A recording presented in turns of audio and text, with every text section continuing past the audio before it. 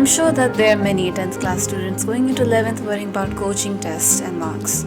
I'm here to tell you that your marks aren't going to gradually improve with time. It's going to be varying widely. The graph of your marks will look something like this. My own marks in coaching tests varied from 550 to 700 marks. That's an almost 150 mark variation. This happens to most people, well, unless you're Sheldon. So don't worry about not being able to score higher than your last test.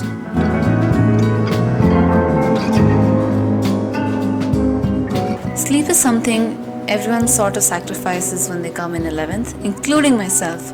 But this was a big mistake because even though I got more time to study, these hours weren't efficient at all and I could barely remember things while I was sleepy. Whether you study after midnight or early in the mornings, you have to get a minimum 6 to 8 hours sleep. Otherwise, आप कितना भी information याद करने की कोशिश करोगे, you will always forget faster. And there's all these types of people in classes, They're like, oh, I sleep only 4 hours a day, or I only study 10 hours a day. And, you should focus on yourself and what you can accomplish rather than wasting your time on other people. Sankho-kun has a video about sleep and the importance of sleep. So if you don't want to listen to me, at least listen to him instead.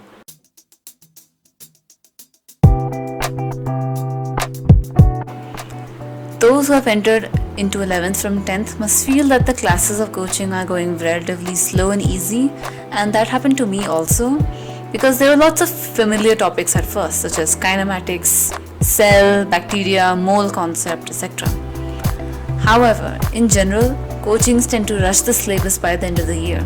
We went from doing one chapter in 4 to 5 weeks to one chapter in 2 to 3 weeks. This doesn't happen in every coaching, but if the pace is slow at first, they are likely to speed up later. Don't panic and study the chapters ahead. Simply be mentally prepared for that speed. You don't need to study anything in advance.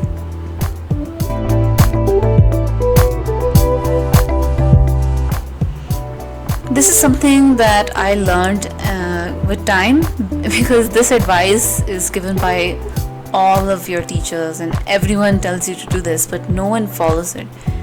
In the beginning of 11th, we tend to buy up all sorts of books, but we never actually get to use them. Stick to one book at a time. Once you finish that book, only then move on to the second and third. Your friends around you may be working on multiple books at the same time, but don't get deterred by that.